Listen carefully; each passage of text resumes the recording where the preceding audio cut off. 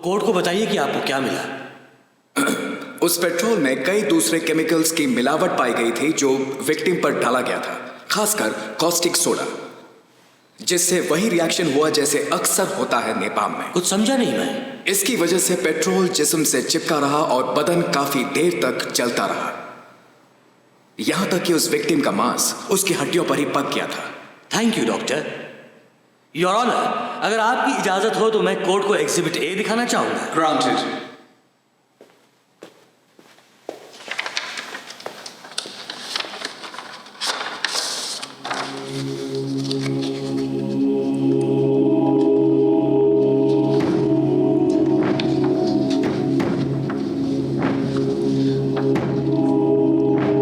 मंगलवार 5 दिसंबर 1989। शीला आलूवालिया, आपको बुलाया है। मिसेस आलूवालिया, आपकी राय में आपकी बहू किस तरह की औरत है? बहुत ही घमंडी, दीपक पर हमेशा हुक्म चलाती थी। बचाव वकील का कहना है कि आपका बेटा अक्सर आरोपी को मारा पीटा करता था। क्या उस तरह का वाक्य आपके सामने भी हुआ था? अगर तेल ठीक नाल गरम न होए ते पकोड़ा बाहरों जल जांदा है ते अंदरों कच्चा रह जांदा है। ले, कोई मुश्किल नहीं। दफ्तर फोन क्यों किया? दीपक, तू इत्थे की कर रहा है? दफ्तर फोन करके इन्हें शर्मिंदा किया मुझे। तुसी अपनी बेइज्जती आप करा दियो। बाजी चीट हुई, कोई ना जानदा है। ओदी यार ने घर फोन करके धमकियां दी थी। मेरी माँ का बीच में मत ला।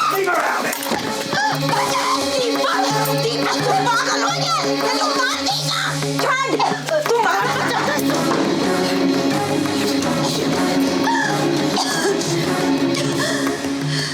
नहीं, कुछ नहीं देखा।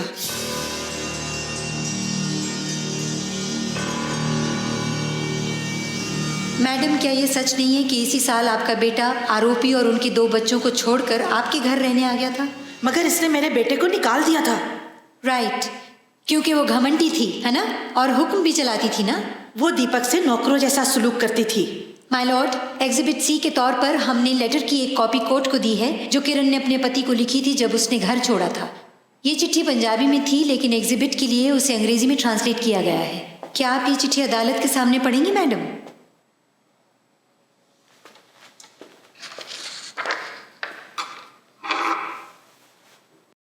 इंग्लिश नहीं पढ़ सकती। मैं पढ़ सकती हूँ।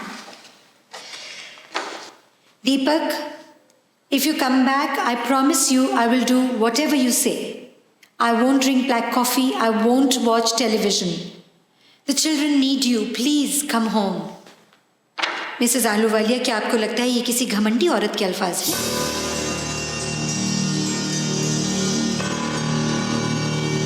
बुधवार 6 दिसंबर 1989। अपनी गवाही में क्या कह रहे हैं सोच रखा है ना?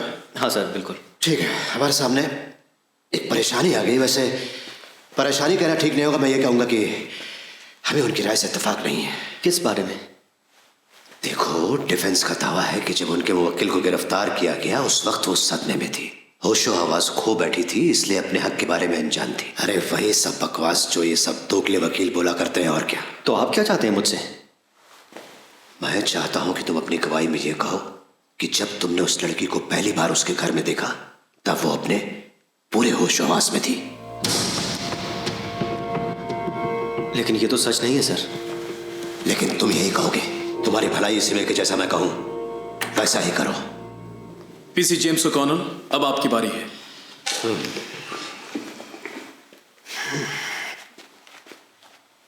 कांस्टेबल, मौका वारदात पर उस रात आप सबसे पहले पहुंचे थे ना? जी हाँ मैडम। जब आपने आरोपी को पहली बार घर के पिछवाड़े देखा तब उसकी दिमागी हालत कैसी थी? आई एम सॉरी, सवाल समझ नहीं पाया। सवाल फिर सुन लीजिए। उस रात जब आपने मिसेस आलूवालिया को देखा तो आपको क्या लगा? वो अपने होशो आवाज खो बैठी थी या पूरे होश में थी?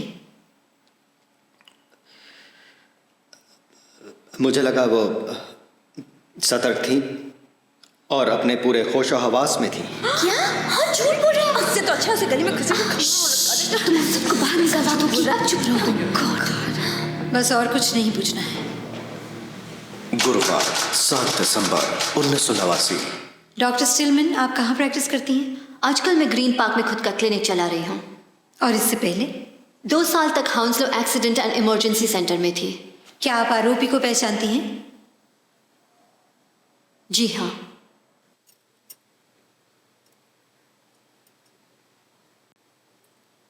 ओके, ठीक है। अब अपने कंधे से घुमाने की कोशिश कीजिए।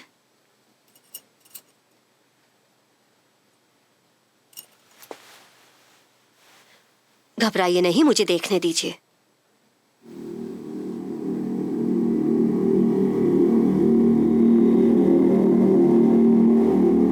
ओके, अच्छी खबर यह है कि कोई हड्डी नहीं टूटी, मगर आपको कई हफ्ते अपनी कलाई और कमर पर पट्टी बांधे रखनी होगी।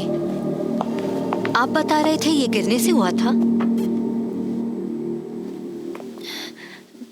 जी हाँ।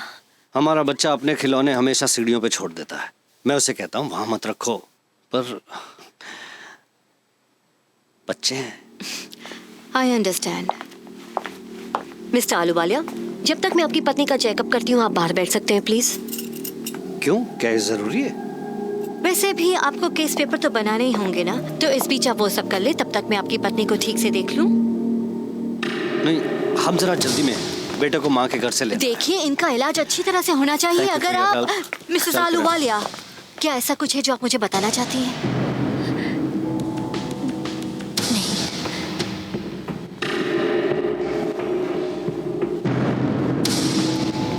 डॉक्टर, क्या आपको पूरा यकीन है कि आरोपी पर जुल्म हुआ था? हाँ, मुझे यकीन है। शुक्रिया। और कोई सवाल नहीं? तुम्हें बताना ही होगा किरण, सब कुछ बताना होगा। मैं ठीक से बोल नहीं सकूंगी, सब हंसेंगे। तुम पर कोई हंसने वाला नहीं है, कोर्ट सारे इंतजाम करेगा। देखो किरण, मेरे पास और कोई रास्ता नहीं है, बस एक ही उम्मीद है कि तुम्हें कटघरे में खड़ा कर दिया जाए ताकि कम से कम जूरी की औरतों को तुमसे हमदर्दी हो। नहीं कर सकती, इसमें कितनी शर्म है। क्या शर्म? शर्म आएगी? सच बोलते हुए तुम्हें शर्म आएगी?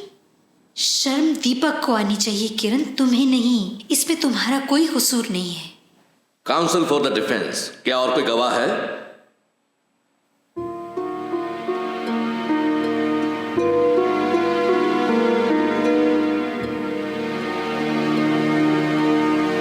डिफेंस को कुछ नहीं कहना, योर ऑनर। तो ठीक है। मेंबर्स ऑफ द ज्यूरी, अब आप केस के सभी सबूतों पर गौर करने जा सकते हैं।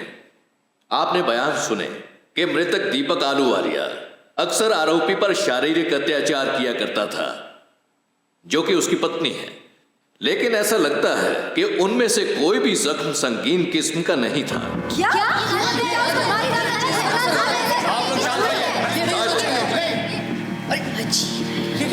आप इसी तरह शोर मचाएंगे तो मैं गैलरी खाली करवा दूंगा।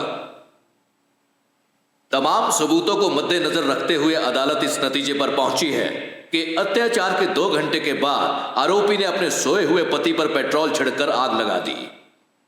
यही एक ऐसी वजह है जिससे ना तो सेल्फ डिफेंस की अपील पर हम विचार कर सकते हैं, ना ही प्रोवोकेशन पर। अगर आप सबकी एक राय नहीं बनती तो मुझे बहुमत का फैसला मंजूर होगा। जूरी के फैसले तक अदालत बर्खास्त की जाती है।